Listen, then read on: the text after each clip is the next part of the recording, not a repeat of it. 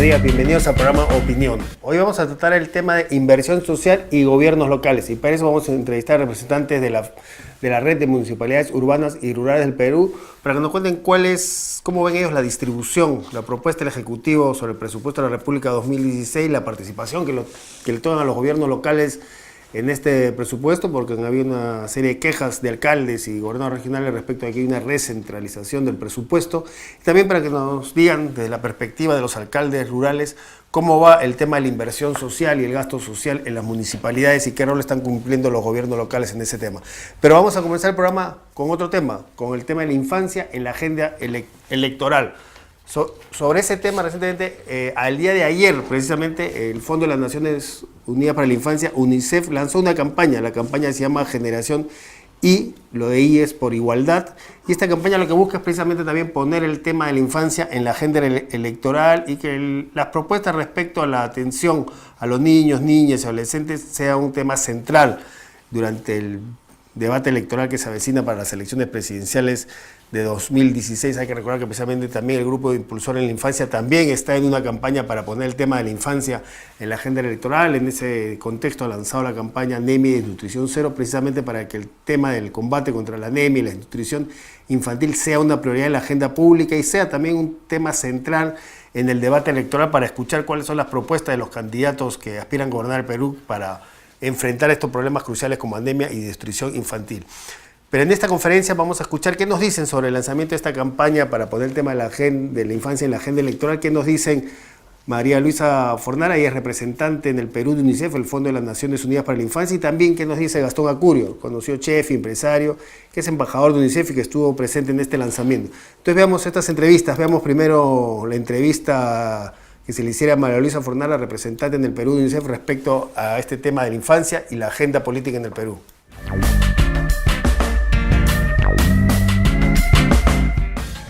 Señora Fornara, esta campaña fundamentalmente quiere que los candidatos tomen conciencia sobre la importancia de priorizar a los niños en las promesas, en las acciones que se van a realizar. ¿En qué consiste esta campaña?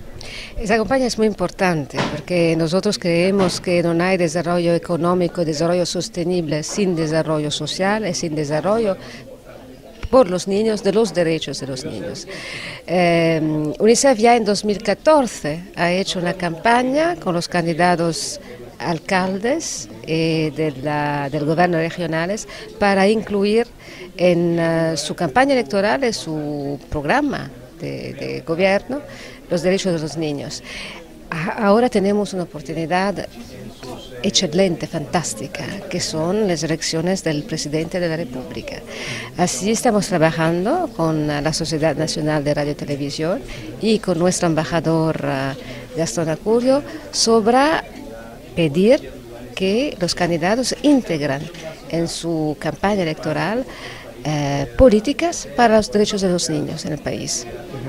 ¿Esperan alguna respuesta en el corto plazo de los grupos políticos, de los partidos políticos en relación a esta campaña, a estas propuestas? Espero que sí. Lo que vamos a hacer ahora después estos días, que me parece un día fantástico, con mucha presencia ya del medio de la prensa, y pedir a los niños lo que ellos quieren. Es lo que hemos hecho también en 2014. Pedir a los niños cosa quieren en la política del gobierno que va a venir. ¿Cuáles son las cosas que van a pedir? En educación, en salud, en protección, en participación, porque los niños también tienen derecho a hablar de sus asuntos.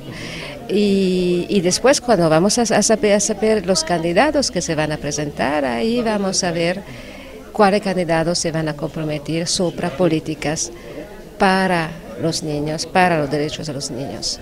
¿Qué se está, por ejemplo, proponiendo a los candidatos en relación al combate contra la anemia, la desnutrición infantil, que a pesar de los avances aún las cifras son muy altas? Hay alrededor de 400.000 niños con desnutrición y 1 millón de niños con anemia infantil en nuestro país. Sí, eso será parte de los puntos durante la campaña para los alcaldes en 2014 que se han pedido. La desnutrición crónica es un problema, es un reto del país, en particular en algunas regiones del país, en las zonas rurales, pero también en algunas regiones. Se han pedido a los alcaldes desde entonces, de que se prepararon para la campaña electoral 2014, de comprometerse sobre eso. Yo creo que vamos a hacer la misma cosa ahora, porque los retos ya lo conocemos, pero queremos también que los niños, ellos mismos, pueden hablar de esos retos. Así vamos a esperar de saber los candidatos que se van a presentar, y yo creo que vamos a tener una carta de puntos sobre los cuales vamos a pedir a los candidatos que se comprometan. ¿Se van a pedir algunas metas concretas? Yo creo que sí, es demasiado pronto ahora para decir exactamente las metas concretas, pero yo creo que sí. Las metas van a ser seguir invirtiendo en las políticas sobre los niños. Lo que tenemos ya de logro es que desde 2013 a 2014 los gastos públicos para la niñez ha crecido de 10%. Eso es un asunto muy importante, eso tiene que seguir. Aún vamos a tener, yo espero que no, problemas de crisis económica, nunca se tiene que tocar o disminuir la inversión sobre la niñez. Eso va a ser un punto y vamos a tener otros puntos también. ¿Se puede decir que actualmente se prioriza la atención a la infancia en el presupuesto? El gasto público ha incrementado el 10%. Esperamos que va a incrementar también en 2015 de 10% o más. Lo importante es que no disminuye y que vamos a seguir invirtiendo sobre la niñez. UNICEF está analizando si va a tener impacto en este presupuesto el fenómeno del niño. Sí, estamos trabajando también con eso, con el gobierno, para ver cómo podemos ayudarlo, porque parece que el fenómeno del niño va a ser bastante importante. Va a tener seguramente un impacto sobre la economía peruana, eso no sabemos ya exactamente cuánto, pero a nivel de la preparación para la emergencia, UNICEF tiene algunas responsabilidades para ayudar al gobierno a responder, en particular en saneamiento, en particular en salud para la niñez y para también el apoyo psicosocial de las familias afectadas. En la educación, esperamos que las escuelas van a seguir trabajando y ser abiertas. Hoy nos ha sorprendido escuchar a los niños decir que los candidatos cumplan con lo que prometen, ¿no? Una de las cosas que preocupan es que un candidato que es elegido termina su mandato, inicia otro y todo vuelve a cero. ¿Qué hacer para que las políticas dirigidas a los niños no sean políticas de un gobierno, sino políticas de Estado? Monitorear. Lo que estamos haciendo ahora, hemos presentado hace unos días el reporte del gasto público con el gobierno. Eso es una forma de monitoreo. Se puede hacer también en las políticas sociales en general, en educación. Tenemos que reforzar el monitoreo de lo que se hace de verdad para los niños. Este informe sobre el gasto social es un primer logro muy importante. Creo que el Perú es uno de los países más avanzados, más desarrollados en este tipo de herramienta de monitoreo de gasto público. Y vamos a ver otro tipo de monitoreo que podemos hacer para ver que efectivamente las políticas que se dicen se cumplen. Se dice que las autoridades elegidas priorizan la inversión en infraestructura, en fierro y cemento, en lugar de la inversión social, por ejemplo, la inversión en los niños. ¿Esto es así? ¿Esto ha cambiado de acuerdo a la evaluación que han hecho? Eso está cambiando porque hemos visto ya que está incrementando la inversión sobre las políticas de la infancia. Yo espero que vamos a seguir con este trend. Es una decisión del gobierno, pero nosotros vamos a seguir con el monitoreo y con la abogacía sobre eso. ¿Pero hay una competencia con la inversión en infraestructura? Eso no sé, una competencia en qué senso. Es decir, o sea, que se prioriza la inversión en infraestructura por encima de... Hay en algunos, hay un sentido de priorizar en algunas veces la inversión sobre la infraestructura, pero no siempre, depende de dónde se está, depende de los desafíos, depende de las metas que tenemos. Bien, esa fue la entrevista entonces con María Luisa Fornara, representando del Perú UNICEF, y como dijimos en el lanzamiento de esta campaña respecto a poner a la infancia en la agenda pública, en la agenda electoral, también participó el conocido chef y empresario Gastón Acurio, que es embajador de UNICEF en estos temas. Tenemos también el diálogo con Gastón Acurio en el lanzamiento de esta campaña.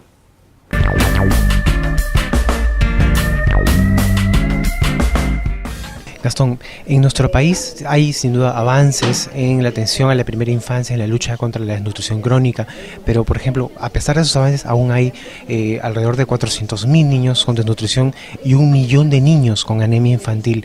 ¿Tú crees que los candidatos priorizan la atención a la primera infancia, especialmente estos aspectos?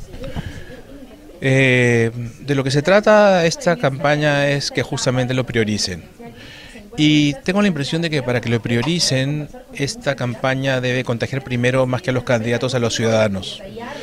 Que los ciudadanos hagan oír su voz en las redes, en la calle, para exigirle a los candidatos que la prioridad número 1 de cualquier política pública que piensen implementar sean nuestros niños. Porque como sociedad es inadmisible que todavía sigamos resignados a aceptar los índices que mencionas. Ninguna sociedad puede aspirar a algo grande si tiene desprotegidos a sus niños. Es un país difícil, complejo, de una gran diversidad, de territorios completamente diferentes, de una gran multiculturalidad, lo que implica una educación multicultural bilingüe, lo cual implica una dificultad operativa sin duda, pero que tiene que asumirse porque ese es nuestro país, ese es el Perú.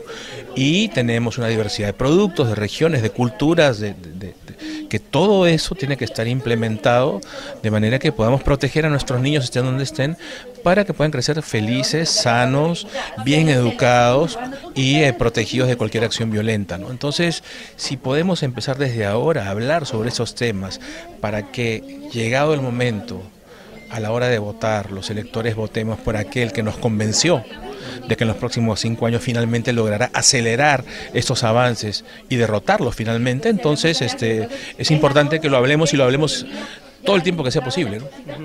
¿Crees que los candidatos convencen a la población con lo que llamamos obras de fierro y cemento en lugar de desarrollo humano, como por ejemplo la adecuada nutrición? Lo que pasa es que no son incompatibles, ¿no? Acá estamos hablando de prioridades número 1, es como cuando construyes un edificio, ¿no? Tú quieres hacer un rascacielos, tienes que tener buenos cimientos, ¿no? Es lo mismo, si tú quieres construir una gran sociedad, tú tienes que asegurar que nuestros niños, que son el presente y el futuro, son niños que están en igualdad de condiciones de niños en sociedades desarrolladas. Esto que es un acto básicamente ético, de justicia, de sentido humano, ¿no? Es también un acto de responsabilidad histórica, es un acto de responsabilidad económica, está todo involucrado a nuestro alrededor. Podemos construir obras de cemento, sin duda, podemos hablar de la infraestructura, podemos hablar de trenes, de carreteras, de aeropuertos, de puertos, de sistema legal para promover la inversión, el desarrollo, la actividad privada, obviamente, porque la actividad privada es la que va a financiar los presupuestos para emprender estos proyectos en favor de nuestros niños, pero tenemos que tener muy claro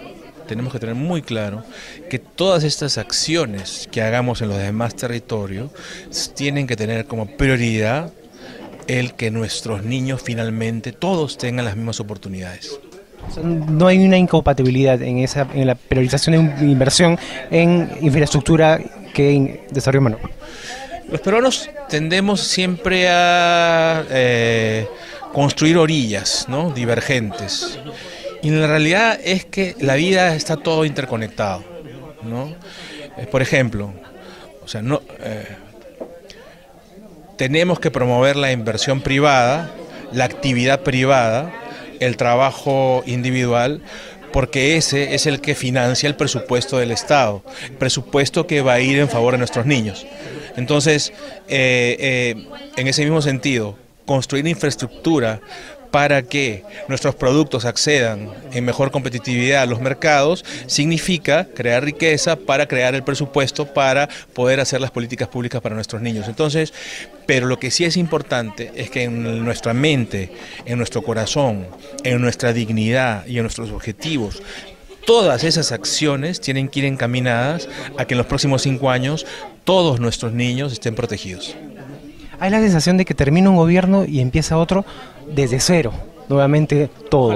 Ojalá que esto no ocurra, ojalá que lo malo se elimine, lo bueno se continúe y lo que se puede mejorar se mejore, y que se incorporen nuevas ideas que acompañen a lo ya avanzado, ¿no? Va a depender mucho de nosotros los ciudadanos estar informados al respecto para que no se utilice políticamente políticas públicas que solamente deben estar al servicio de los ciudadanos menos favorecidos y no al servicio del partido de turno, ¿no? Convertir políticas de gobierno en políticas de Estado. Lo que tenemos que lograr son políticas de Estado, en este caso los niños, como sociedad, ¿no? El Estado y los ciudadanos, qué es lo que tenemos que hacer para que en el más breve plazo no haya ningún solo niño desprotegido. Eso es una política de Estado que va más allá de cualquier partido político, de cualquier gobierno, ¿no? ¿Es posible aspirar a una meta anemia, desnutrición cero en nuestro país? Absolutamente, eso lo podemos hacer en 3 años. Falta voluntad política nada más.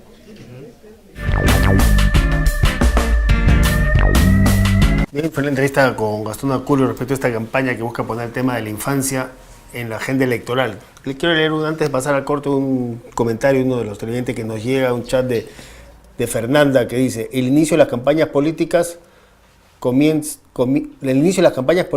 a distraer al público de los problemas reales que actualmente se enfrenta. Y hay otro comentario que acaba de llegar de Julio Oti que dice: es importante que los niños y niñas sean prioridad de los compromisos de los candidatos, pero tienen que ser cumplidos y no quedar en promesas como ha sucedido hasta la fecha. Precisamente la idea es que precisamente la campaña electoral no distraiga los temas centrales, sino la campaña electoral tiene que ser digamos, una oportunidad para poner los temas centrales del país en la agenda, en el debate, sobre la mesa del debate electoral, y uno de esos temas centrales es el tema de la inversión en la infancia, temas como se mencionaba en estas 2 entrevistas a la representante de UNICEF en el Perú y a Gastón Acurio, temas como desnutrición y anemia. Y ahí en ese tema decíamos también, el Grupo Impulsor de Inversión en la Infancia ha lanzado esta campaña Anemia y Desnutrición Cero y una serie de movilizaciones regionales para colocar temas como combate contra anemia y desnutrición en el centro, precisamente no solo del debate electoral, sino de la agenda pública del país. Y como decía Julio Oti, que los compromisos no solamente es importante que se asuman compromisos, sino que estos también se cumplan. Y ahí es un rol clave el de la sociedad civil para vigilar el cumplimiento de esos compromisos y hacer pues que las autoridades cumplan lo que prometen durante las campañas. Ahí hay un rol importante de la sociedad civil. Más adelante en el programa vamos a presentar precisamente un informe sobre lo ocurrido en Ancash, donde, como decía, el Grupo Impulsor de Inversión en la Infancia lanzó una serie de movilizaciones para poner el tema de infancia, el tema del combate contra la desnutrición y anemia en el centro de la agenda pública. Se han realizado ya movilizaciones regionales en ese sentido en lugares como Puno, Loreto. Este mes se van a realizar la próxima semana se va a realizar una movilización en este sentido entre el 15 y el 17 de octubre en Cusco, y también vamos a presentar un informe, y en el mes de noviembre en Ancash vamos a presentar más adelante un informe sobre el lanzamiento de la movilización y la convocatoria de esta movilización en Ancash, pero eso más adelante en el programa. Vamos a dar un corte y luego del corte también ya venimos con el otro tema de nuestro programa, que era el de inversión social y gobiernos locales, y para eso vamos a entrevistar a Jorge Urquía, que es vicepresidente de Remurpe, la red de municipalidades urbanas y rurales del Perú, y él también es alcalde provincial de Selendín, una provincia de Cajamarca. Entonces vamos a un corte y regresamos a esta entrevista a Jorge Urquía para hablar sobre el tema de la inversión social y el rol de los gobiernos locales y qué tienen que decir los alcaldes respecto al presupuesto, a la propuesta del Ejecutivo para el presupuesto de la República del año 2016. Vamos a un corte y regresamos.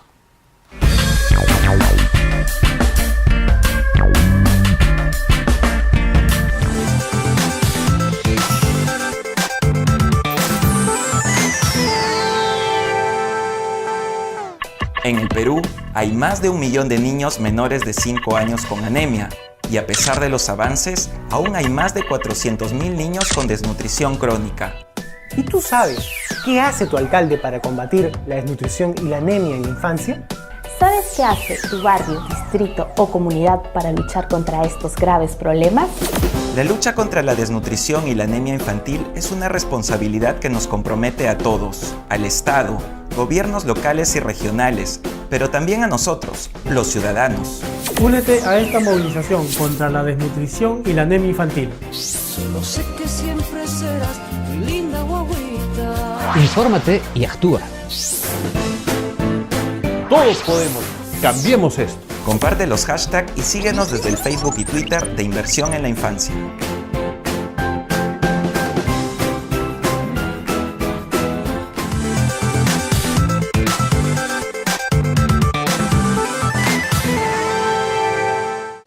La lucha contra la desnutrición y la anemia infantil es una responsabilidad que nos compromete a todos, al Estado, gobiernos locales y regionales, pero también a nosotros, los ciudadanos.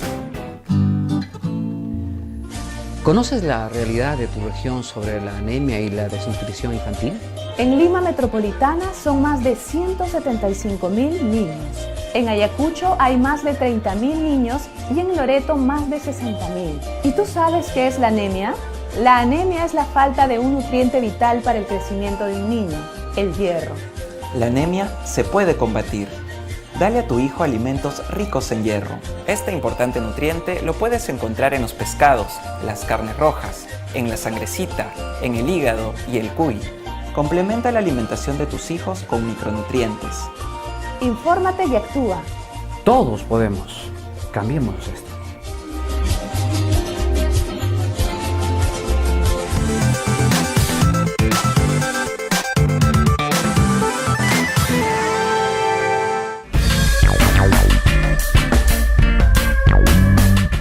Bien, ahora estamos entonces con Jorge Urquía, como decíamos, él es vicepresidente de REMURPE, esta red de municipalidades urbanas y rurales del Perú, que agrupa, digamos, podemos ir a los municipios de las poblaciones más pequeñas del país, y él también es alcalde provincial de Selendín, Cajamarca. Bueno, buenos días.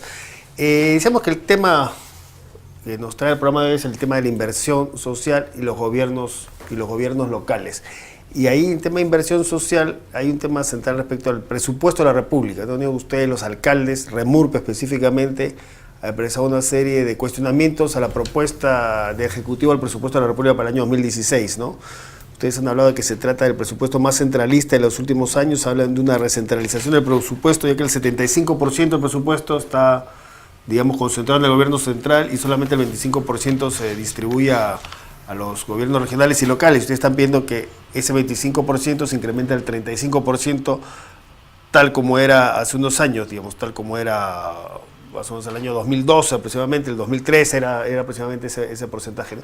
¿Cómo ven ustedes y qué gestiones están haciendo y cómo ven, si puede dar su análisis respecto al presupuesto y cómo va a quedar el tema de la inversión social, la capacidad de los gobiernos locales para invertir en temas sociales con este presupuesto que se ha presentado?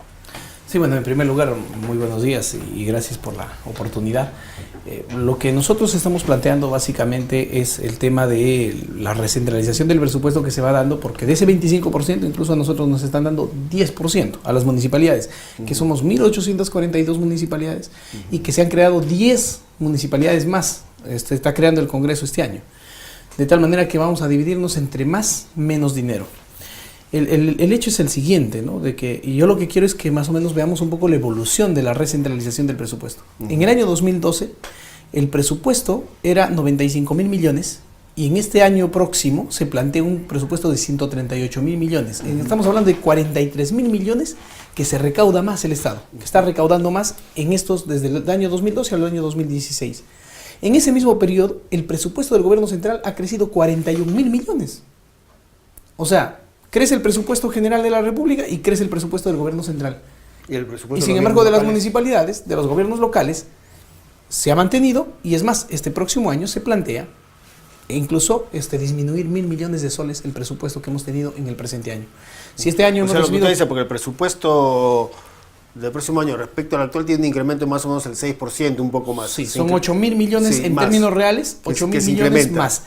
Pero sin embargo se incrementa el presupuesto, pero los municipios le están recortando presupuesto. Porque incluso esos 1.000 millones que nos recortan a los municipios se está yendo ahora hacia el gobierno central. El gobierno central está incrementando para el próximo año en su presupuesto, en su proyecto presupuesto que ha presentado, está incrementándose en 9.000 millones de soles. Ahora, ¿Y esto qué implica? Este recorte en presupuesto y esta recentralización del presupuesto, ¿qué implica en las capacidades de los gobiernos locales para invertir? Por ejemplo, para invertir en temas de desarrollo social.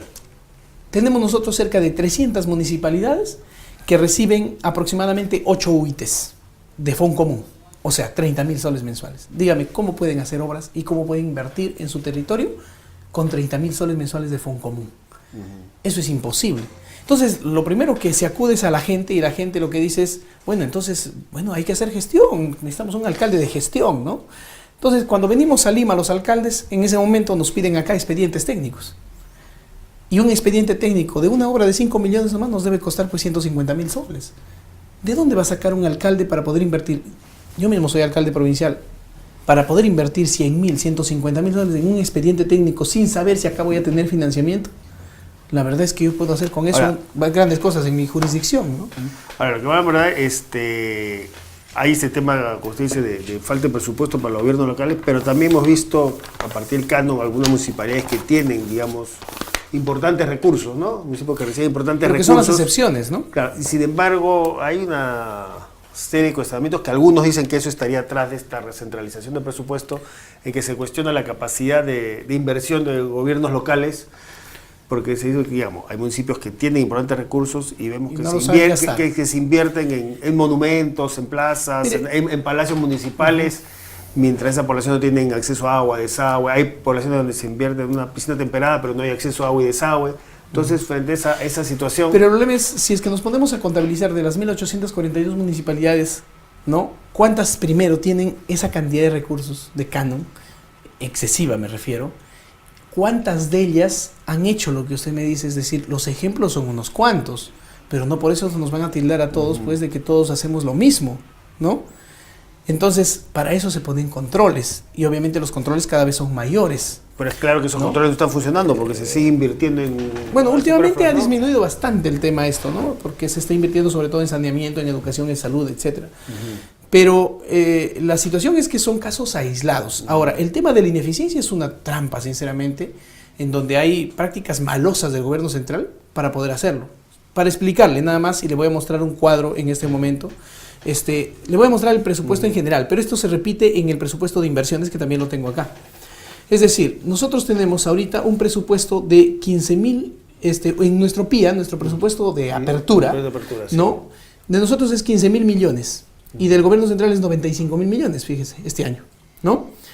En nuestro PIN, es decir, el presupuesto que se da por diferentes transferencias, digamos, en lo que va del año, ellos aumentan a 96.000 millones y nosotros aumentamos a 26.000 millones. Es decir, ellos aumentan 1.000 millones más y de nosotros 11.000 millones más por transferencias que se nos hace a los gobiernos locales a mediados de año. Eso quiere decir que si bien usted dice, pues, empezaron un presupuesto bajo, han tenido importantes incrementos de presupuesto, casi se han duplicado nos transfieren por gestiones que, disculpará, por supuestas gestiones que hacemos acá, pero que en realidad acá se viene a negociar, porque acá es una mafia enorme alrededor de los ministerios con los lobbies que existen. Entonces, resulta de que por esos incrementos, a mediados de año nos incrementan el presupuesto. Cuando vamos a la ejecución, ¿no? El grado de ejecución, usted verá que la ejecución, por ejemplo, el pago que se ha hecho, el gasto, las municipalidades han hecho 12.000 millones. Y los gobiernos, el gobierno central 58.000 millones. Pero estos 12.000 millones respecto de nuestro PIA, nosotros estaríamos en un porcentaje bien alto. Pero respecto del PIM, de las transferencias que nos han hecho, nos hace ver como que nosotros ejecutamos menos. No sé si me comprende. Ellos, como no han incrementado su PIM, respecto de su PIM, ellos están ejecutando una alta cantidad. El nivel de ejecución es cierto, usted tiene que ver el porcentaje de que se ejecutan respecto no solamente al presupuesto inicial que le dieron, sino al presupuesto real que tiene. El problema es ese. El nivel de ejecución tiene que verse respecto a ese presupuesto Está bien, incrementado. Yo no digo eso. El problema es por qué no nos dan a principio de año ese presupuesto. ¿Por qué nos tienen que dar a mediados de año? 5 millones. Usted lo que me dice que al darles es importante que a mediados de año ya no tienen el tiempo para hacer los proyectos y para ejecutarlo. El problema es, usted tiene... O sea, se lo dan ya a destiempo cuando ya no hay capacidad para ejecutarlo. Imagínense que a mí me depositan en julio, me depositan 5 millones de soles para una obra de esa cantidad, ¿no? Solamente por los plazos legales. La municipalidad más eficiente que puede encontrar, o el organismo estatal más eficiente, le va a licitar la obra y va a empezar la obra por lo menos en 3 meses. Porque los plazos legales nomás nos corren en 2 meses, más 15 días que tenemos para la firma de contrato, obligatoriamente hay que esperar al contratista, más 15 días si es que va a pedir un adelanto directo. Que esas ampliaciones presupuestales que hacen ver que los gobiernos locales reciben, digamos, importantes transferencias, se dan en tiempos en que ya no hay tiempo para hacer obras. Exacto. ¿Por qué no nos dan al inicio de año? ¿Por qué no nos dan? ¿Y cuál es la explicación que reciben ahí del Ejecutivo respecto a esta práctica? El Ejecutivo justamente se basa simplemente en estas cifras. No, pero cuando ustedes, imagino en todas estas reuniones, negociaciones que dice que tienen con representantes del Ejecutivo y los distintos ministerios, ¿qué explicación le dan para estas transferencias tardías?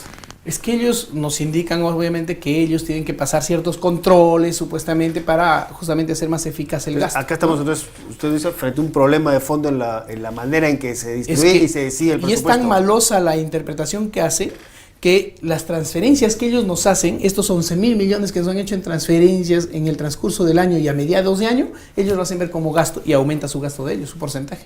Porque ellos no lo gastan realmente, simplemente nos transfieren, pero ya lo hacen empezar como gasto.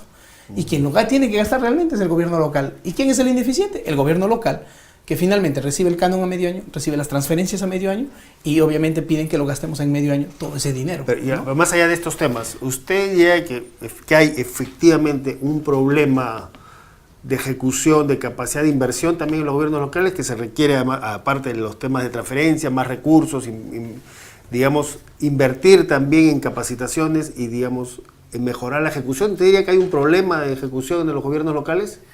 Mire, de capacidad de gasto y de gastar bien, sobre todo. Lo que puede haber es, hay 2 temas, ¿no? Una es en qué gastar, que sería gastar bien, lo que usted me dice, que en eso creo que solamente hay casos aislados en donde ya el gasto se hace pues en cosas que no sirven a la población, ¿no? Pero sobre todo en lo que es la capacidad de gasto, la gran mayoría, como le estoy demostrando, nosotros hemos gastado hasta ahorita, respecto de nuestro PIA, hemos gastado 12.000 millones respecto de los 15.000 millones que nos han asignado al principio de año. ¿Usted se imagina que al principio de año nos asignen a nosotros, por ejemplo, no sé, unos 25.000 millones?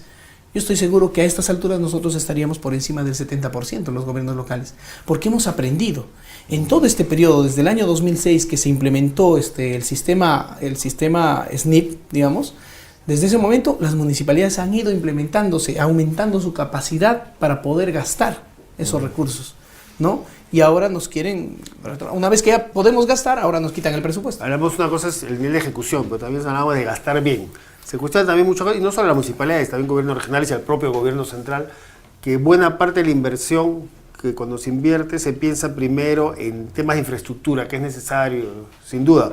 Pues se piensa sobre todo en temas de infraestructura, en obras físicas, pero se le da poca prioridad, se invierte poco en el tema del desarrollo social, del desarrollo humano. Es decir, se invierte más en una obra, que además es algo tangible y que seguramente puede ser mostrado en una futura campaña electoral, pero no se invierte tanto en temas de desarrollo humano como combate a anemia, combate a desnutrición, educación.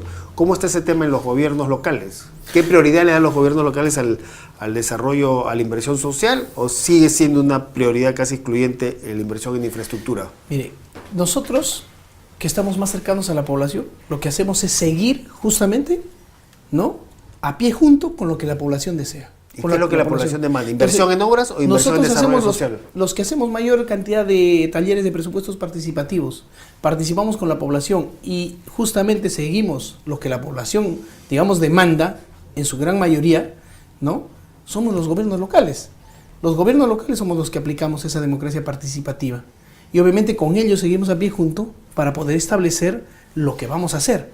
Si es una obra de infraestructura, si es una obra de desarrollo humano, de desarrollo social, todo ello, o de desarrollo incluso económico, ¿no? Todo ello se va siguiendo como sea, a pie junto con las comunidades, con las poblaciones, con la ciudad, porque cada realidad es distinta. Y, claro, ¿y por dónde va la demanda de las poblaciones? ¿Hay en las poblaciones también una demanda mayoritaria por la obra física o hay una, digamos, una conciencia de la población de empezar a demandar, cada vez demandar más inversión en temas sociales, como decía, combate a anemia, combate a desnutrición? ¿Cuáles son las demandas que predominan en la población? En la población lo que ve en el gobierno local, ¿no? Lo que ve en el gobierno local es obviamente atender una necesidad más inmediata, digamos, ¿no? Porque lo que ve, por ejemplo, en la lucha contra la anemia, la desnutrición, lo ve más que nada como una política del gobierno central, que en realidad son políticas de los gobiernos centrales. O sea, el gobierno central nos establece las políticas. Lo malo es que el gobierno central también aplica las políticas Porque pero ahí lo normal sería que los gobiernos locales, que como usted dice son los que están cerca de la nación, deben tener ahí un rol clave en la ejecución de esas políticas. Es que nosotros colaboramos con el gobierno. El problema es que el gobierno central,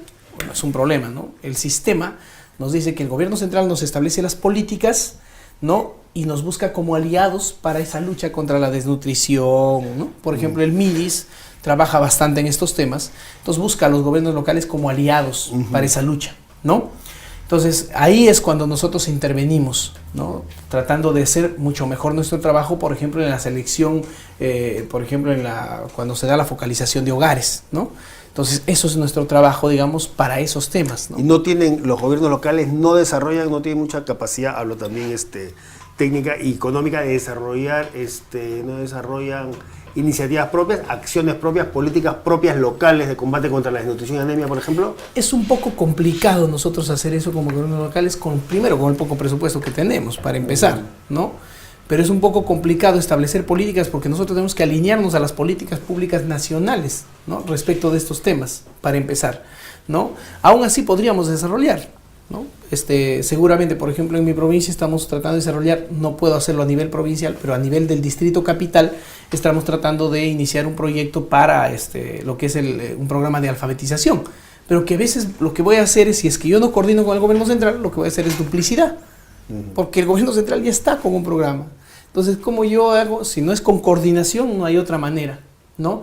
Lo que tratamos de solucionar nosotros son los problemas básicos, centrales en ese momento. Por ejemplo, si yo quiero un mayor desarrollo productivo en mi localidad, lo que tengo que hacer es mejorar sus vías de comunicación para que puedan extraer sus recursos, para que puedan extraer su recurso agropecuario, ¿no? Para que puedan traerlo a las ciudades, para que puedan comerciarlo. Entonces tengo que mejorar esos puentes, tengo que mejorar esas carreteras. Si quiero mejorar la educación, tendré que mejorar la infraestructura educativa en algunos lugares, ¿no? Muy aparte de las políticas que ya implementa el Ministerio de Educación, en donde cometeríamos nosotros duplicidad de funciones. Bien, nosotros vamos a ir a un corte y luego regresamos para conversar sobre esto que dice, cómo está funcionando esa coordinación, esa articulación del gobierno local con el gobierno central. ¿Está funcionando o hay digamos, una ruptura que muchas veces produce esa duplicidad que decía, o muchas veces es una traba para digamos, la efectividad de las inversiones? ¿Qué está pasando ahí? ¿Qué rol cree usted que, ya me decía más o menos que no tienen un rol central, pero qué rol deberían en su opinión jugar los gobiernos locales que están demandando en estos temas? ¿Qué propuestas tienen, digamos, para mejorar por las políticas sociales y sobre todo de desarrollo infantil? Para todo ese tema vamos a un corte y regresamos. Pero antes del corte quería también leer algunos comentarios que nos han llegado en el chat de que nos están viendo, ¿no? Nos llegan una serie de comentarios un poco respecto también a lo que presentamos en el bloque anterior respecto a esto de la infancia en la agenda electoral, ¿no? Por ejemplo, acá hay un comentario de Rodrigo Aguilar, dice, tal como está el descrédito de los políticos, confío en que aparezca algún candidato que sea creíble. Luego Daniela dice, las promesas electorales no son reales, solo son herramientas que utilizan los candidatos para ganar votos.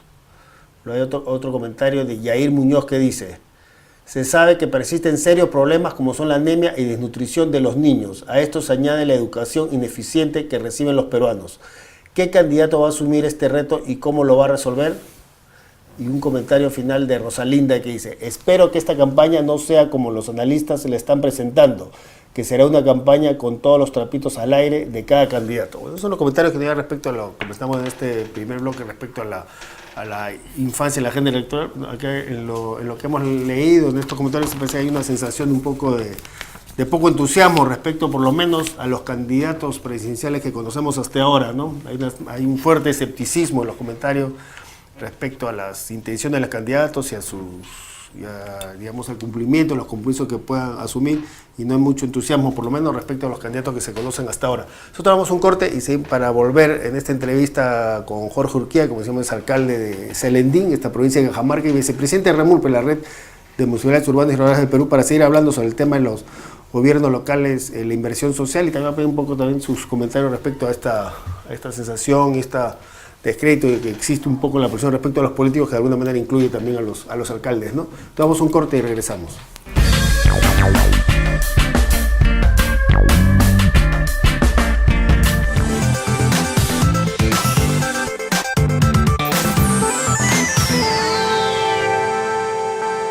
¿Sabías que en el Perú hay más de 3,5 millones de niños menores de 5 años? ¿Sabes cuántos de ellos están desnutridos? ¿Cuántos reciben educación inicial? ¿Cuántos viven en hogares sin luz ni agua potable? ¿Cuánto de presupuesto se asigna para solucionar estos problemas? ¿Y sabes cuánto se ejecuta? Esta información y muchos otros datos relevantes están en el Infobarómetro de la Primera Infancia, una herramienta virtual que muestra estadísticas con rostro humano a nivel nacional, regional, provincial y distrital. ¿Quiénes son? ¿Cuántos son? ¿Dónde están? ¿Qué hacer? Ingresa al Infobarómetro de la Primera Infancia para conocer la realidad de los niños y niñas de 0 a 5 años de nuestro país, para tomar decisiones acertadas, para apoyar, para demandar y vigilar que se cumplan los compromisos. Infobarómetro de la Primera Infancia.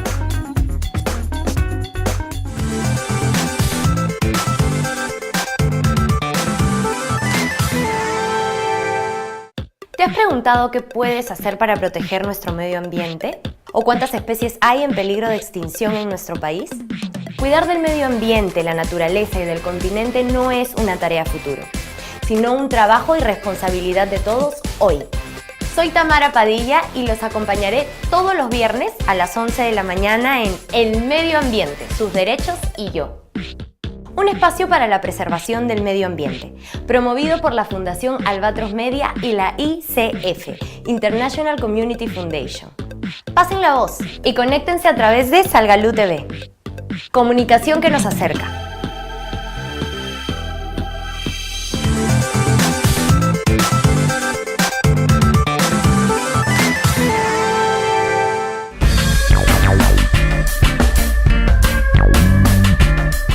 Entonces con el alcalde Jorge Urquía, que es el alcalde de Selendín y vicepresidente de REMURPE, la Red de Municipalidades Urbanas y Rurales del Perú. Nos decía, alcalde, que digamos, hay esta queja respecto a la disminución presupuestal, hay usted dice, digamos, que hay una especie de, un sistema, que usted ha dicho, una especie de sistema perverso que hace que los municipios aparezcan como malos ejecutores de gasto, cuando en realidad esto se origina que les transfieren los recursos muy tarde, ¿no? a destiempo, ¿no? Y no les da la posibilidad de gastarlo. Pero yo quiero preguntarle, ¿cómo está el tema? Y te habíamos terminado hablando respecto al tema de las prioridades que tienen los gobiernos locales y el rol, sobre todo, que tienen respecto a los temas de las políticas sociales. Yo quería preguntarle, ¿cómo ven ustedes el rol que están teniendo en esto? Usted me decía que en realidad esto está en manos del Ejecutivo, que ustedes simplemente son unos acompañantes. Entonces, ¿qué rol están teniendo en realidad los gobiernos locales? ¿Usted cree que están teniendo el rol que tienen? Porque siendo, como usted mismo decía, la instancia del Estado más cerca de la población, uno esperaría que el gobierno local tenga un rol clave, un rol fundamental en políticas como anemia, combate a anemia y desnutrición infantil, por ejemplo, ¿no? Sí, o sea, nuevamente, siempre hay que definir las tareas de cada nivel de gobierno. Entonces, los niveles de gobierno se establecen en el gobierno central, sobre todo en el gobierno, digamos, en los ministerios, es para definir las políticas públicas, ¿no? Entonces ellos definen las políticas públicas y finalmente quienes deberíamos ejecutar serían los gobiernos subnacionales, es decir, los gobiernos regionales o los gobiernos locales. Sin embargo, no se ha seguido esta línea, ¿no? De tal manera de que ellos establecen las políticas públicas y al mismo tiempo ejecutan o hacen efectivo estas políticas públicas y nos utilizan a nosotros como aliados, ¿no? ¿No tiene ninguna participación, por ejemplo, en el diseño de algunas de esas políticas públicas, de cómo se van a implementar en determinada localidad? Porque no es lo mismo una política respecto a la anemia en una zona rural andina que en una zona rural amazónica, por ejemplo. Hay otras consideraciones. ¿Ustedes, los alcaldes, participan para poner el ingrediente, digamos, del conocimiento de la realidad? Tratamos de luchar para que nos incluyan en las mesas intersectoriales que deberíamos participar en diferentes ministerios, incluso con la PCM, con la finalidad de que nosotros participemos justamente en el diseño de las políticas públicas, pero ni siquiera en eso nos toman en cuenta, ¿no? Son pocos los ministerios que toman en cuenta las municipalidades o gobiernos regionales para poder diseñar las políticas públicas. Y hay un problema, ¿usted cree que muchas políticas públicas no funcionan porque, digamos, chocan con realidades, por haber estado hechas de repente desde un escritorio y no conocer la realidad en que se van a implementar? ¿Eso se da, por ejemplo, con su experiencia como alcalde? En muchas experiencias se da eso. Por supuesto, cada vez que chocan siempre van mejorando, pero el problema es que, como le digo, es una duplicidad enorme de esfuerzos, porque mientras que, más que nada, pienso yo con los gobiernos regionales, el gobierno regional tiene funcionarios para esos temas, y el gobierno central envía funcionarios para hacer los mismos temas, ¿no? La diferencia está que el funcionario que viene del gobierno central, por ejemplo, hacia Cajamarca, el mismo funcionario que ve los mismos temas que el funcionario del gobierno regional, gana el triple. Es la única diferencia. Pero en realidad hacen el mismo trabajo, ¿no? Y finalmente se ejerce una duplicidad en este tema de ejercer funciones. Los gobiernos locales, en cambio, tenemos más que nada unas tareas, ¿cómo le podría decir? A ver, para que nos entienda un poco la población. A ver, imaginámonos en los años 50 una película de las mexicanas, cuando veíamos a, no sé, a Cantinflas o a Pedro Infante en un pueblo pequeño, y la población se organiza justamente para poder llevar adelante a su población, ¿no?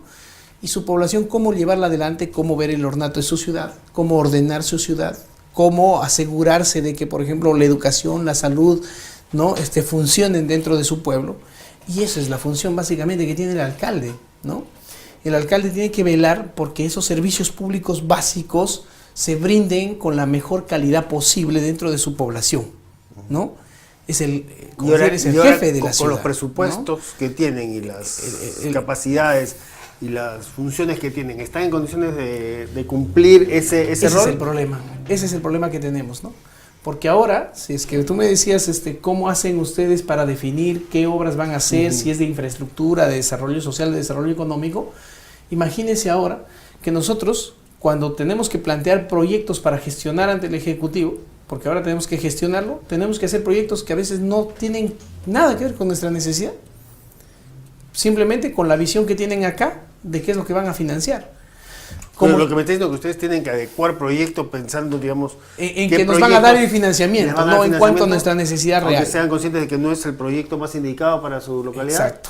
Eso es lo que tenemos que hacer ahora, porque ahora todo el presupuesto está concentrado. Fíjese que ahora el Ministerio de Economía y Finanzas va a concentrar, muy aparte del presupuesto que ya tiene en todos los años, 6.000 millones más. Es decir, casi la mitad de lo que los gobiernos locales tenemos. Por ejemplo, ¿y cuál es la actitud ahí del Ministerio de Economía y Finanzas? Es a través del SNIP, ¿no? Este sistema de inversión que es el que regula que da luz verde, por decirlo así, estas inversiones. ¿Cuál es ahí, digamos, la actitud que tienen? Dice que ponen trabas. Digamos, ¿hay una tendencia más bien a bloquear determinados proyectos de desarrollo sociales? ¿Son más proclives a aprobar y con más rapidez proyectos de inversión de inversión en infraestructura, proyectos que puedan decir que van a tener una rentabilidad económica a corto plazo? ¿Qué importancia le dan en el SNIP y en estos mecanismos que aprueban los proyectos, por ejemplo, la inversión social, la inversión en desarrollo humano? La verdad es que se rige por un beneficio económico. Es decir, no importa el proyecto que tú lleves en algunas cosas, obviamente que siempre estén en línea de lo que el gobierno central presenta o quiere, no interesa. Lo importante es, ¿vas a dejar la comisión o no vas a dejar la comisión? Ese es el tema que se ha creado alrededor de los ministerios. ¿Hay una exigencia que les piden que dejen una opción para poder pasar sus proyectos? Directamente yo no puedo acusar a nadie, ¿no?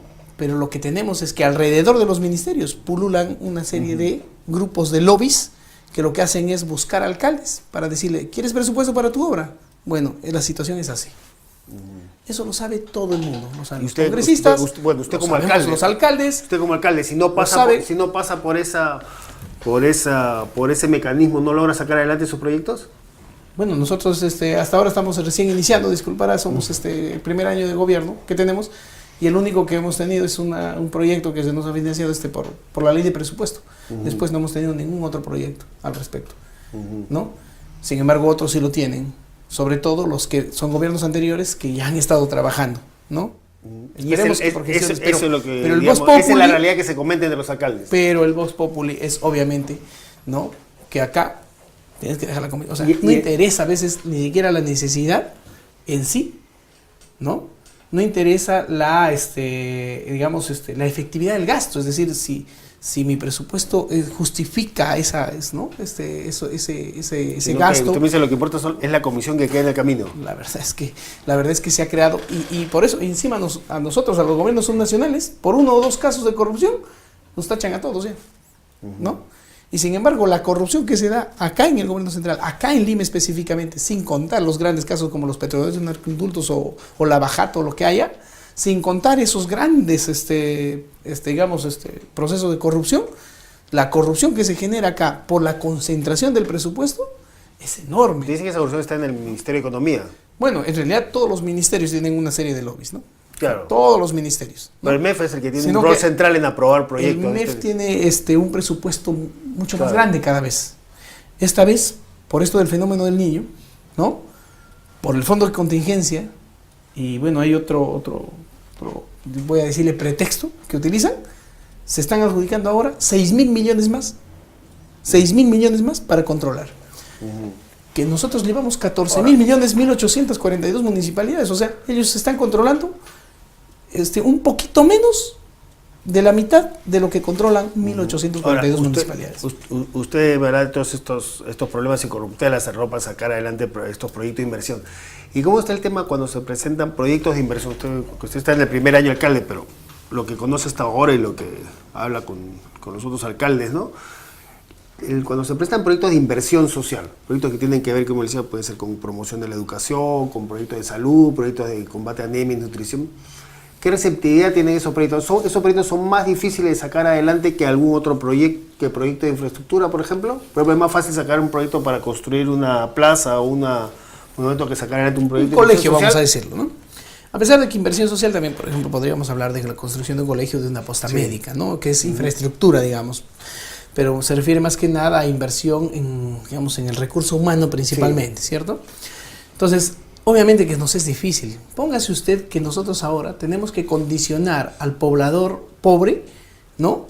Para que pueda ir a la escuela o enviar a su hijo a sus controles de salud, ¿no? Con 200 soles cada 2 meses. Programa Juntos. O sea, para que vea, obviamente, que el nivel educativo, el nivel cultural que también tiene nuestro poblador, ¿no? A veces es de tan bajo nivel, ¿no? Que antes no enviaba pues a sus hijos al colegio, ¿no?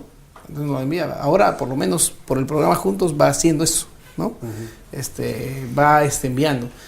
Lo que trato de decirles es un poquito de, más o menos de ahí usted saque las conclusiones de la valoración que le dan a la inversión social en recurso humano específicamente, las poblaciones, ¿no?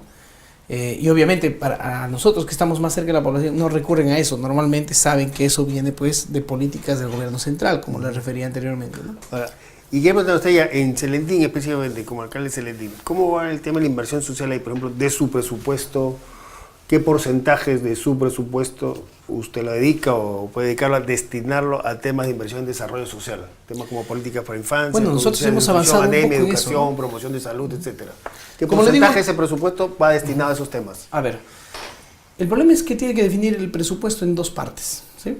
Uno es el tema del gasto corriente y otro es el tema de gasto de inversión, ¿ya?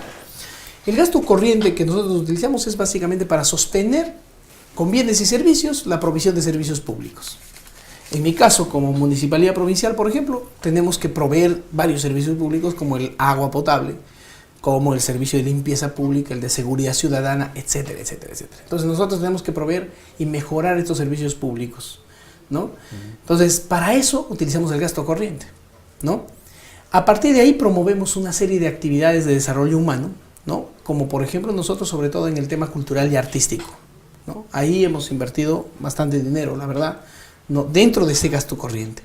Pero lo que es gasto de inversión, nosotros obviamente lo volcamos principalmente a el desarrollo de infraestructura en la zona rural, ¿no? Nosotros incluso todo el presupuesto que tenemos en la Municipalidad Provincial para inversiones, ¿no? El 90% nosotros lo utilizamos para inversión en obras en el campo, ¿no? Y obviamente para eso se conversa con la comunidad, se hace un proceso de sensibilización primero, para que obviamente no nos puedan elegir justamente cualquier tipo de obra, y luego ellos eligen por un acta, digamos que es una forma de hacer nuestro presupuesto participativo, eligen por un acta el proyecto de inversión pública que ellos desean que se desarrolle en esa zona, ¿no? Y todo lo que es para la ciudad, hacemos nuestros proyectos para poder gestionarlo ante el gobierno central. Antes de ir al corte, voy a mandarle, usted ha hecho una serie de los cuestionamientos a cómo está el presupuesto 2016, para resumir un poco, está fundamentalmente en el tema de la recentralización y y que se le asigne en general a los gobiernos subnacionales, regionales y locales solo el 25%, de los cuales los gobiernos locales son el 10%. Ustedes piden que eso se aumente a 35% remurpe. En ese incremento de 35%, ¿cuánto se incrementaría el de los gobiernos locales? Bueno, en general lo que estamos pidiendo es el aumento del Fondo Común y del Foncor, ¿no? Bueno, los gobiernos regionales en realidad tienen, se ha mantenido su presupuesto. Nosotros lo que pedimos es el aumento del Fondo Común. Es decir, ante la crisis internacional, imagínese usted, por la baja, en realidad están decreciendo las economías, baja la demanda de materias primas y por supuesto eso hace que disminuya muchos de esos municipios el precio de metales. Ya no van a recibir el mismo canon. Entonces, ¿qué nos dice el gobierno central? Pues disculpen, nosotros estamos dándole los mismos porcentajes. El problema es que está bajando el precio de los metales, el precio del petróleo, y por esa razón es que están recibiendo menos. O sea que ante una crisis internacional nos disminuyen el presupuesto. Pero fíjese que ante esa misma crisis internacional, a las empresas privadas les están bajando para enfrentar la crisis de 30 a 28% su impuesto a la renta y piensan bajarlo a 26%. En la bolsa de valores, todos los que cotizan en la bolsa de valores, ahora ya no pagan impuesto a la renta para poder enfrentar la crisis. O sea, defendemos a los privados como Estado, pero no defendemos al mismo Estado. ¿Cómo es posible que no compensen al Estado? No hay también? ningún mecanismo de presupuesto para compensar a los gobiernos locales frente a los Ese costos mecanismo es el que estamos buscando nosotros con el aumento del Fondo Común. Es decir, el Fondo Común se compone principalmente del impuesto de promoción municipal, que implica 2 puntos porcentuales. De los 18 puntos porcentuales que se cobra del IGB, 2 puntos porcentuales van al Fondo Común. Claro.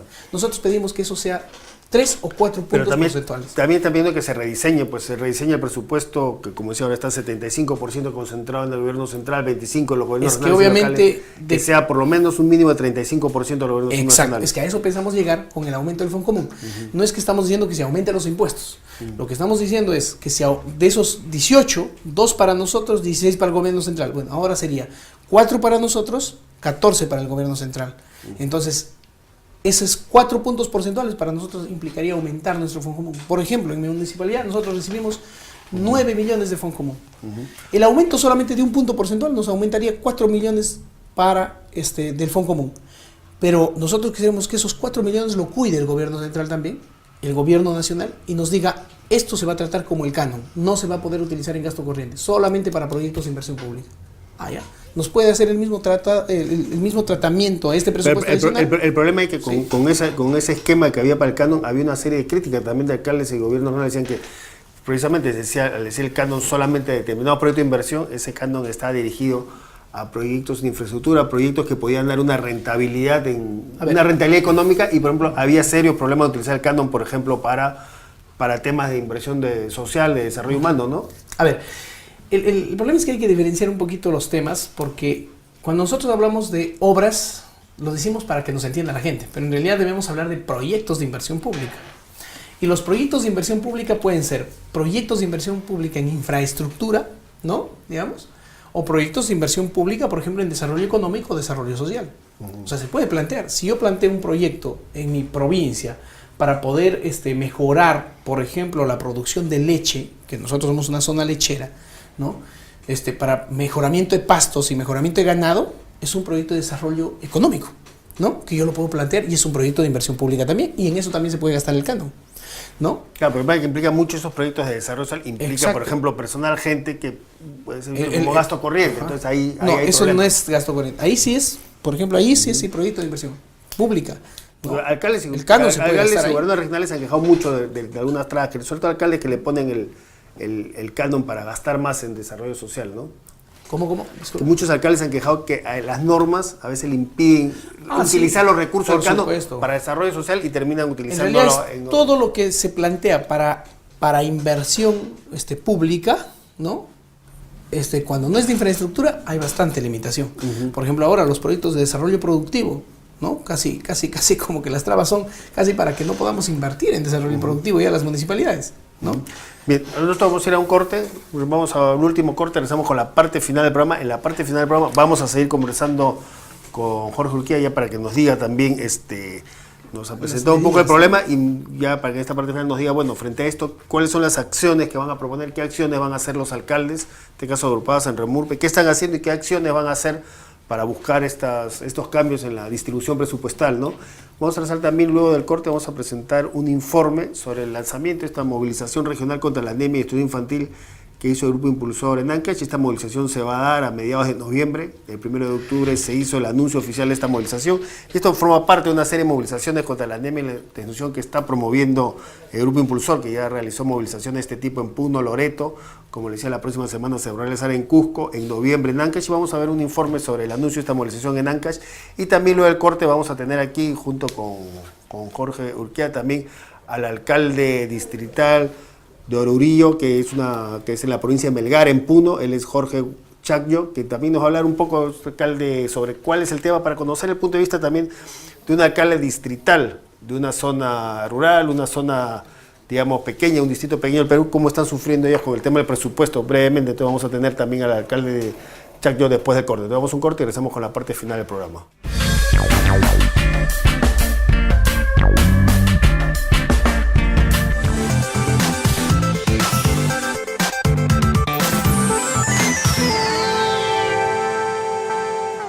En el Perú hay más de 1 millón de niños menores de 5 años con anemia y a pesar de los avances, aún hay más de 400.000 niños con desnutrición crónica.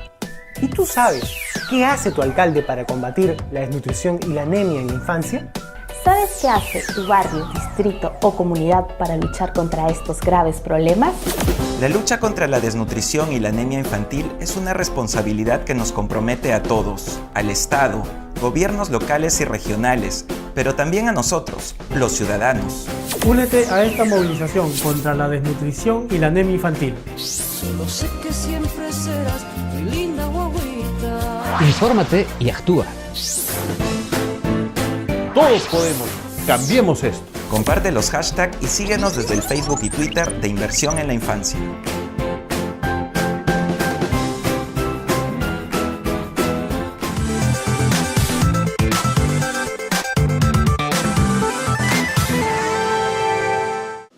La lucha contra la desnutrición y la anemia infantil es una responsabilidad que nos compromete a todos, al Estado, gobiernos locales y regionales, pero también a nosotros, los ciudadanos.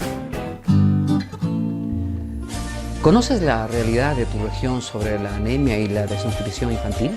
En Lima Metropolitana son más de 175.000 niños. En Ayacucho hay más de 30.000 niños y en Loreto más de 60.000. ¿Y tú sabes qué es la anemia? La anemia es la falta de un nutriente vital para el crecimiento de un niño, el hierro. La anemia se puede combatir. Dale a tu hijo alimentos ricos en hierro. Este importante nutriente lo puedes encontrar en los pescados, las carnes rojas, en la sangrecita, en el hígado y el cuy. Complementa la alimentación de tus hijos con micronutrientes. Infórmate y actúa. Todos podemos. Cambiemos esto.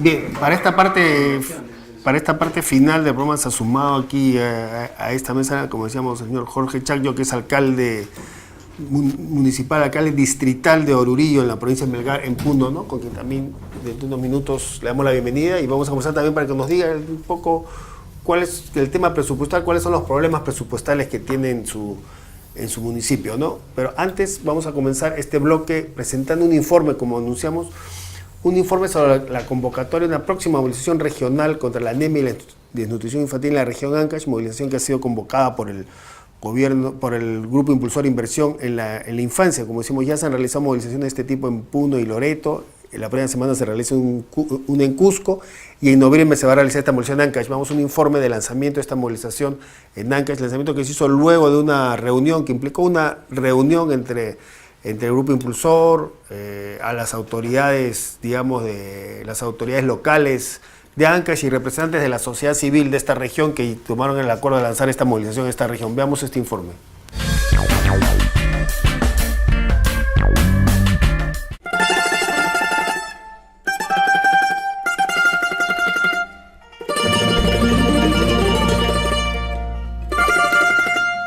El Grupo Impulsor Inversión en la Infancia se encuentra en la ciudad de Huaraz. Aquí se reúne junto a autoridades municipales e instituciones públicas y privadas para conocer qué acciones se han realizado en torno al combate contra la anemia y la desnutrición infantil y además qué otras acciones faltan implementar para lograr el pleno desarrollo de la primera infancia de la región de Ancash.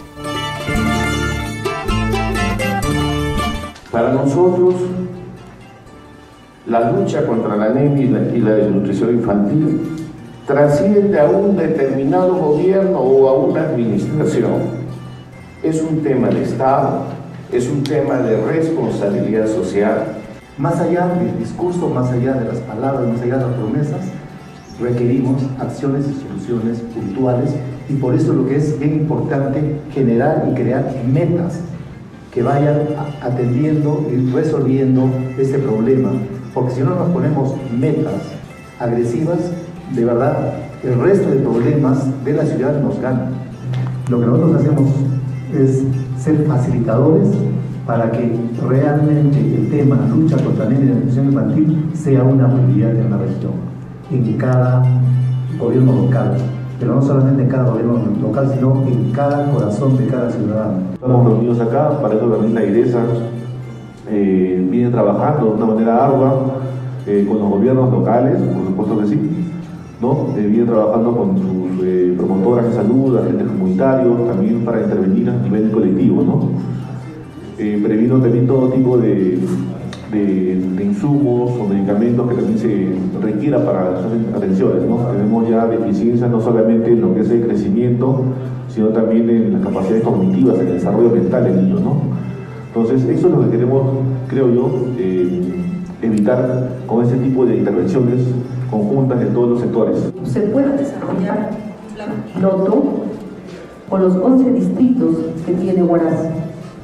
Después de esto, se puedan replicar estas experiencias en las 20 provincias de la región Ancash. Porque coger el problema en su conjunto, yo lo veo un poquito difícil. Pero si empezamos con una prueba piloto, yo creo que las cosas posteriormente se pueden replicar. Nuestra preocupación es que el sinapsis del niño de 0 años a 6 años debe ser desarrollado. Ese es el tema.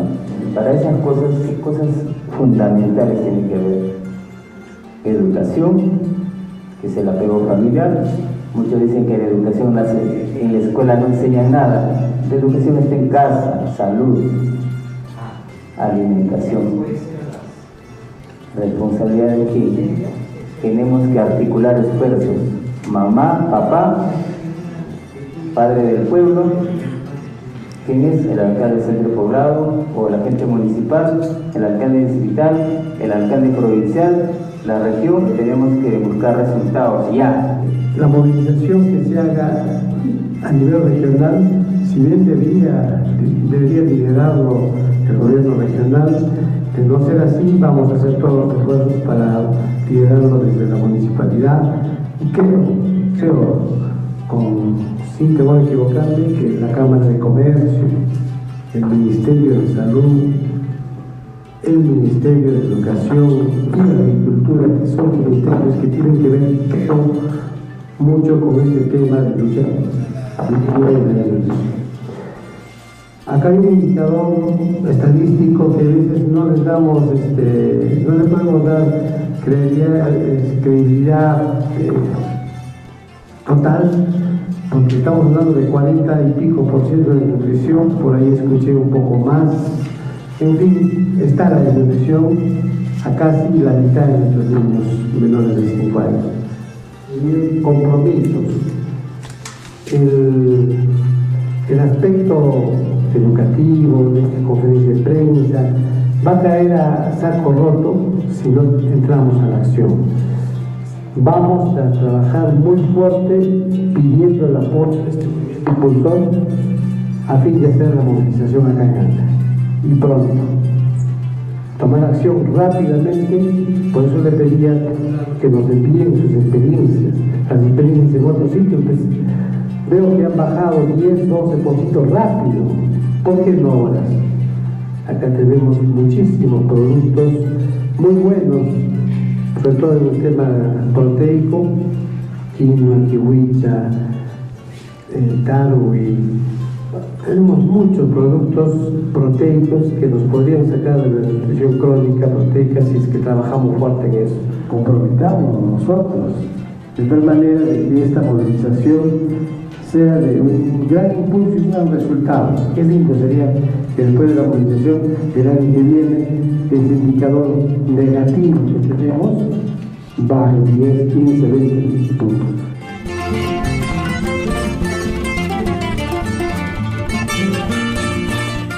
Tras esta reunión se confirmó que este 11, 12 y 13 de noviembre se llevará a cabo la movilización regional Anemia y Desnutrición Cero, una iniciativa del Grupo Impulsor Inversión en la Infancia.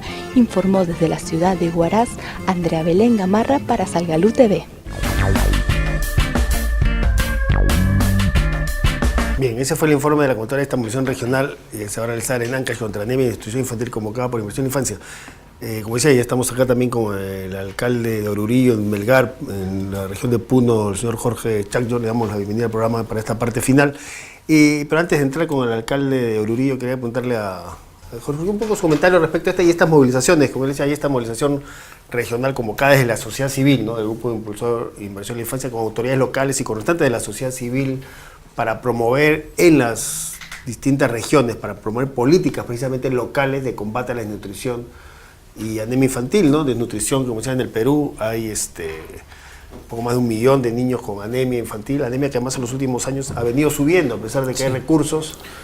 Hay más de 400.000 niños con desnutrición, ¿no? En una región como Cajamarca también, digamos, la anemia, los niños menores de 3 años bordea casi el 50%, ¿no? Y la desnutrición es 1 de cada 3 niños en Cajamarca sufre desnutrición. En Celentín no hay últimos datos más recientes porque es un problema también de la ENDES, no mide a veces provincial todos los años, pero últimos datos de hace unos años también hablaban de más de 40% es bien alto de desnutrición, ¿no? Entonces, ¿cómo ve esta situación de desnutrición, anemia, un porta a partir de su origen? Y esta convocatoria, estas movilizaciones regionales para promover precisamente que las políticas locales, que en la agenda local, el combate de desnutrición y anemia sea una prioridad. Sí, bueno, aunque digamos no lo creamos, justamente nosotros planteamos este tema en el momento de la campaña, ¿no? Porque el tema de desnutrición infantil, sobre todo en Cajamarca, por ejemplo, que digamos yo puedo hablar de esa realidad, se da por un tema básicamente de economías de autoconsumo que se van dando en las comunidades. En otras palabras, ahí es que consume lo que se produce, pues. De tal manera que no hay una variación de la alimentación, no se da como puede ser balanceo de su alimentación, ¿no? Entonces, como yo consumo lo que produzco, consumo una sola cosa casi todos los días. Allá tenemos arroz con papa, ese es el clásico todos los días. Pero esta movilización lo que justamente es acciones desde la política local para enfrentar estos problemas. Muy de acuerdo, justamente el día 16, que es el Día Mundial de la Alimentación, nosotros también vamos a promover una movilización en la provincia de Celentín. Estamos justamente con nuestra área de la sugerencia de programas sociales para se ha programado una movilización también, porque lo que se trata es de incidir en la población de la ciudad, pero sobre todo también en los que tienen la decisión en la ciudad, en los que tienen la decisión con la finalidad de poder implementar estas políticas. Esa es la pregunta a partir de esta movilización, y antes de pasar al alcalde de Oruro, la pregunta es, ¿qué deben y qué pueden hacer los gobiernos locales, por ejemplo, en estas políticas locales que prioricen el tema de combate a la desnutrición y anemia infantil? Lo que nosotros está en nuestras manos ahorita es justamente lo que está dentro de nuestro gasto corriente que les refería, es decir, de cómo brindamos el servicio público del programa de complementación alimentaria, por ejemplo, ¿no? Entonces, el programa de complementación alimentaria, que básicamente depende de las municipalidades, lo que nosotros hacemos es asegurarnos, por ejemplo, lo que nosotros podemos hacer es asegurarnos de que llegue a quien debe llegar, el vaso de leche, quien debe a los comedores populares, que los beneficiarios sean los correctos, ¿no? Que no existan pues comedores fantasmas, que nosotros hemos encontrado hasta en nuestra propia provincia, hemos encontrado eso, ¿no? Comedores fantasmas, ¿no? En donde se benefician un grupo de familias. Entonces, desde nuestro punto de vista, desde lo que nosotros manejamos, podemos hacer eso. ¿Podemos implementar otros planes? Sí. Podríamos hacerlo a través de un proyecto de inversión pública, pero que no podemos financiar con el dinero que tenemos. Y peor aún, cuidando siempre de no duplicar las funciones que ya viene ejerciendo el gobierno central o los gobiernos regionales en estos temas. Y la coordinación con el gobierno central no funciona muy bien en estos temas. Bueno, se está mejorando cada vez más, ¿no? La verdad es que el MIDIS justamente trata de concentrar toda la información para poder mejorar los niveles de coordinación entre gobiernos nacionales y gobiernos subnacionales, ¿no? Pero eso está en camino siempre y nosotros tratamos como gobiernos locales de cumplir con los objetivos que nos plantean. Justamente para eso se plantea el plan de incentivos, ¿no? Que es lo que se trata, es de mejorar justamente esta colaboración. Bueno, decías también que se había sumado a este diálogo el señor Jorge Chacyo, que es alcalde distrital de Oruro, la provincia de Melgar, en Puno. Cuéntanos, alcalde, ¿cómo ve usted este tema también del combate de las acciones locales desde, por ejemplo, un municipio distrital como el suyo frente a problemas de anemia y exclusión infantil, teniendo en cuenta que Puno, por ejemplo, como región, es la región del país con los índices más altos de anemia infantil, donde poco más del 80%, o sea, 8 de cada 10 niños tienen anemia, ¿no?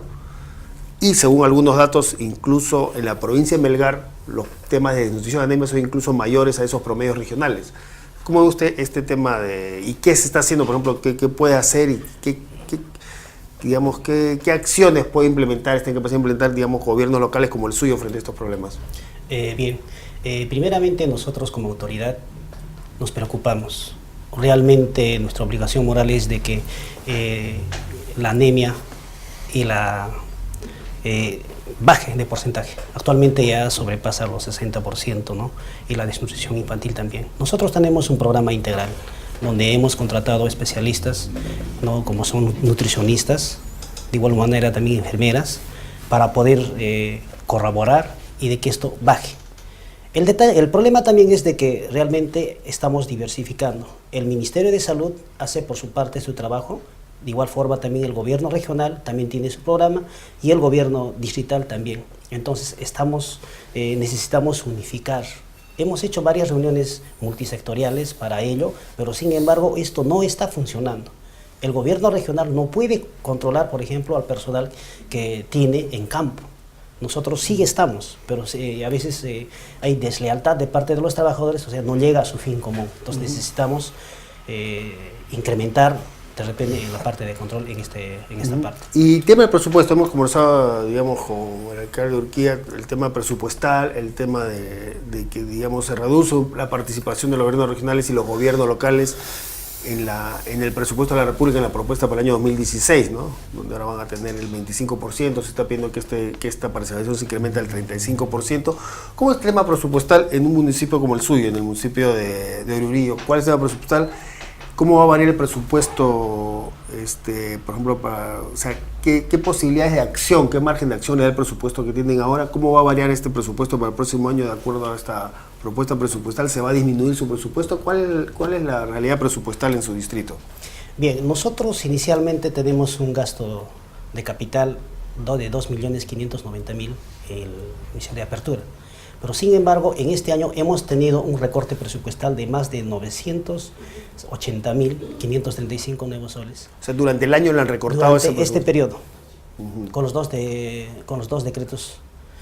¿Y cómo ha afectado ese recorte en las acciones que hace su municipio? Nosotros tenemos compromiso. ¿Qué programas, qué acciones han tenido que cortar? Bueno, nosotros tenemos compromiso con la población. Y para ello, definitivamente, hemos tenido que recortarles también lo que se ha aprobado en el presupuesto participativo. Nosotros tenemos que dar cumplimiento. Entonces, esto nos está generando un malestar social, ¿no? Ellos piensan de que realmente nosotros quisiéramos actuar de repente con un cierto favoritismo para un cierto lugar, porque no va a ser posible. Por ejemplo, Oruro tiene varios centros poblados y cada cono tiene un presupuesto, supongamos, de 250.000 para una determinada obra. Entonces, con este recorte presupuestal, simplemente llegamos a 60.000 nuevos soles de repente para una determinada. Con 60.000 soles no hacemos ni siquiera, si hablamos de educación, una aula, ¿no? Entonces, estas cosas nos están generando. Y por otro lado también, a veces tenemos contrapartidas que cumplir. Por ejemplo, el caso de Foniprel, nosotros tenemos una obra que se viene ejecutando por 5 millones. Entonces, tenemos que priorizar 980.000 nuevos soles para poder pagar. Y por otro lado también, otro compromiso que hemos tenido también es de pagar deuda anterior, pero que también era de Foniprel. Eso nos los han comprometido ya el gobierno anterior. Entonces, ¿qué hacemos nosotros con 500.000 soles para poder hacer obras a nivel de nuestro distrito? Entonces es un poco difícil, Y dificultoso. ahí con Entonces, ese presupuesto, ahí las acciones para estos temas que hablábamos de inversión social, de combate a desnutrición, combate a anemia infantil, prácticamente ahí su margen de acción es mínimo, ¿no? es mínimo, pero sin embargo la tenemos que solucionar, ¿no? Entonces, porque si no se genera ya prácticamente hay oleadas de que quieren hacer toma de local. ¿Y qué razones, qué explicaciones le han dado para este recorte presupuestal que está afectando su municipio y como usted dice está generando este malestar social? Nosotros enfocamos que definitivamente nosotros tenemos canon minero. En Puno existe una minera que es Minsur, ¿no? Entonces seguramente han bajado, ¿no? El recorte es producto de la disminución del canon. Así es. Pero disculpará que interrumpa, el problema no es ese. El problema es hay que ver qué poca capacidad de previsión. O sea, nos hacen a nosotros participar en un PIA, en un presupuesto institucional de apertura de tal cantidad, ¿no? Y viene marzo y te hacen un recorte. Y viene julio y te hacen otro recorte. Ahora, o sea, ¿por qué no preveyeron eso, en su momento? La caída del canon era predecible porque la caída del canon es producto de la caída de los precios internacionales de los minerales. La caída de los precios internacionales de los minerales no es algo que ocurrió repetidamente este año, eso es algo que ya viene sucediendo y es algo que ha sido previsto, ha sido anunciado por prácticamente todos los economistas, todos los analistas anunciaban que había una caída, o sea, eso no debe haber sorprendido a nadie, ¿no? El problema es que el ministerio, como por ejemplo hoy día, ¿no? Hoy día me parece ha salido el ministro, ¿no? A decir, es muy pesimista, pues lo que dice la previsión del Fondo Monetario Internacional. La previsión. Entonces ellos más bien por optimistas, finalmente, ¿a dónde nos llevan? Y al final, digamos, yo diría que por esos malos cálculos, malas previsiones, terminan pagando rotos municipios como el suyo, los platos rotos municipios como el suyo. Claro, nosotros también hemos sufrido recortes en la provincial, solamente que nosotros obviamente recibimos un poco menos de canon, la verdad, porque no hay minas en mi provincia, ¿no? Pero sí en la región. Y ahí, alcalde, ¿qué van a hacer ustedes entonces ahora en esta situación? Bueno, nosotros estamos solicitando, ya hemos tenido una reunión a nivel de todas las autoridades de la provincia de Melgar, en donde hemos acordado ya presentar un documento al Ministerio de Economía y Finanzas para que se nos reembolse y aparte de eso solicitar un presupuesto particular para el plan de contingencia. Eso ya se ha quedado en la semana anterior a nivel de toda la provincia juntamente con los 8 alcaldes. Entonces, ¿por qué? Ahorita, por ejemplo, con este decreto de urgencia, prácticamente nos piden de que nosotros podamos intervenir parte de nuestro dinero que está comprometido y acudir, ¿no es cierto?, con el plan de contingencia que en un probable hecho de que haya sequía o mucha lluvia. Entonces, pero no vamos a poder hacerlo porque ya está totalmente comprometido. Entonces nosotros vamos a exigir de que se nos asigne una cantidad determinada para el plan de contingencia también. Antes de finalizar el programa, quiero leer algunos comentarios que nos llegan del chat para darles también la palabra final a nuestros invitados. Nos llegan a ver algunos comentarios que quiero leer. Por ejemplo, Mario Villo dice, la información encontrada que se tiene entre los gobiernos regionales y central siempre están de contramano. No existe un acuerdo de determinar qué es lo más importante entre las obras sociales o de infraestructura. Y Rigoberta Yasmín dice, los proyectos sociales en las comunidades andinas simplemente no existen. De nombre no me están. Vero Pinto dice, los futuros candidatos deberían visitar las diferentes regiones del país para que vean la verdad las miles de necesidades que existen, especialmente en el área de salud, educación y planificación familiar. Y un comentario final de Justina dice, no solo la anemia es el problema en las comunidades altoandinas, también existe un gravísimo problema dental, mortalidad materno-neonatal y otros que pueden ser combatidos. Estos temas no son de interés de las autoridades. Y el último comentario que es el de Wilhelmina, que dice, en algunas comunidades cusqueñas de los Altos existen algunas escuelas de educación inicial que han sido adaptadas de ser corral de chanchos a atender a los niños y niñas hasta los 3 años.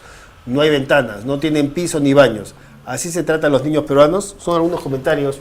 Sus comentarios, resto, alcalde. Se dice aquí que en las zonas andinas no existen los programas sociales, no existe la inversión social, que esto solo, que en realidad no existen, ¿no? Y saben estos programas de la Ciudad Alto Andinas. ¿Cuál es su comentario respecto a eso? ¿Es así? Decía que no existe un control de repente, porque todos tenemos un programa, como distrital tenemos programa, como regional tiene programa, y de igual forma también el Ministerio de Salud. Sin embargo, quienes hacen de la vista gorda a veces es el mismo promotor.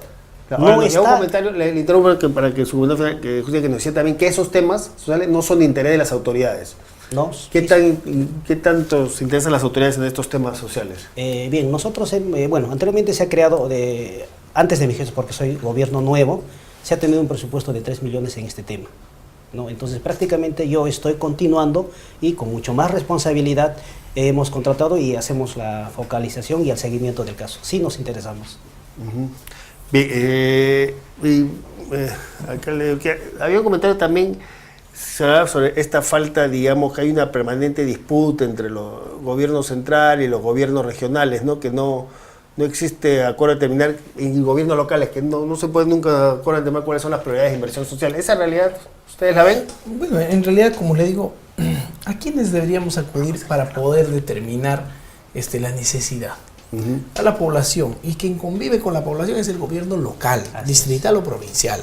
Entonces, es muy importante que los gobiernos regionales o el gobierno nacional, cuando quiere implementar políticas, primero hay que diseñarlas, y para diseñarlas se necesita, pues obviamente, la participación de los gobiernos locales, para que puedan determinarlos, para que puedan tomarnos nuestra opinión, porque nosotros recibimos a los vecinos. Hay discrepancias, entonces, en lo que el gobierno nacional prioriza, no es lo que ustedes consideran que debería priorizarse. ¿Ocurre eso muchas veces? Muchas veces ocurre eso, obviamente, ¿no? Entonces, ahí es donde nosotros pues queremos justamente mayor autonomía para poder determinar en qué vamos a utilizar nuestros presupuestos, ¿no? Yo como ya para cerrar el programa, quería preguntarle, nos ha comentado una serie de cuestionamientos a este tema del presupuesto, nos ha dicho ya los cambios que están pidiendo al tema presupuestario. Entonces yo quería preguntarle, sé que están teniendo reuniones en el Congreso con distintos congresistas para este tema, teniendo en cuenta que este presupuesto está en debate en el Congreso, ¿no? Que tiene la capacidad de modificarlo, aunque la realidad es que la historia reciente del país indica que los congresos nunca modifican los presupuestos, viene el Ejecutivo y que prácticamente pasan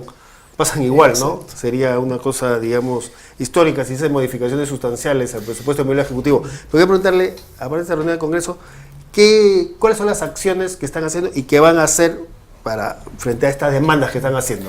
La sensibilización que hacemos con los congresistas, ¿no? Va a tener un punto culminante, que es una movilización que vamos a hacer, bueno, primero un foro para poder discutir todo esto, que es un foro por el presupuesto descentralizado de la autonomía municipal, que se va a hacer en el Congreso justamente el día martes 13 de octubre. Y a partir de ahí luego vamos a salir a una movilización, ¿no? De alcaldes que vamos a hacer.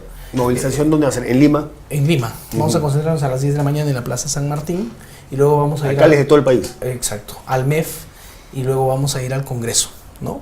Porque yo entiendo el reclamo, por ejemplo, que tiene el alcalde de Oroño, pero la idea es justamente reclamar todos en una sola fuerza para todos, ¿no? Y la demanda en esta movilización va a ser básicamente la descentralización del presupuesto, es decir, este incremento del 25 al 35% en la distribución presupuestal, incrementando el Fondo Común. Para que el próximo año no tengamos los problemas que ya venimos teniendo este año, ¿no? Presupuestales, y obviamente para poder satisfacer las necesidades inmediatas que tenemos con la población. El martes 13 nosotros tenemos esta movilización, ¿no?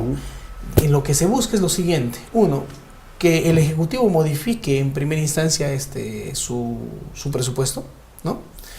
Aumentando el presupuesto de las municipalidades, o en todo caso buscar que el Congreso modifique la propuesta del Ejecutivo en el Congreso, que no se ha dado hace muchísimos años, claro, no es reciente, hace muchísimos años. Eso es algo histórico que estamos buscando.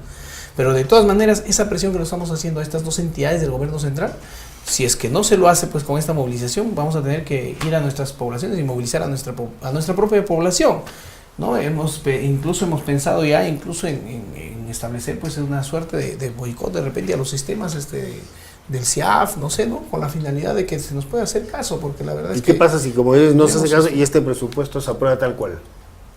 Bueno, nosotros tendremos que tomar medidas un poco para hacer notar nuestra disconformidad, ¿no? Y esperemos justamente de que no lleguemos pues a medidas más fuertes, ¿no? ¿Y cómo se va a afectar el trabajo de los municipios si es que las cosas se mantienen como están? Se nos afecta enormemente. Ya, por ejemplo, ya lo estaba refiriendo, lo mismo nos ha sucedido a nosotros con los recortes que nos han dado en este año más. 3 proyectos que tengo ahí, como se dice, que no se van a poder ejecutar, que estaban planificados para ejecutarse, pero que por los recortes presupuestales no se pueden ejecutar ahora, ¿no? Imagínense, para el próximo año estamos con un presupuesto recortado, con problemas sociales. En la referencia que le hice de la ejecución del gasto, nosotros estamos ejecutando lo del principio de año, estamos al 70-80% de ejecución. O sea, nosotros estamos ejecutando bien el dinero.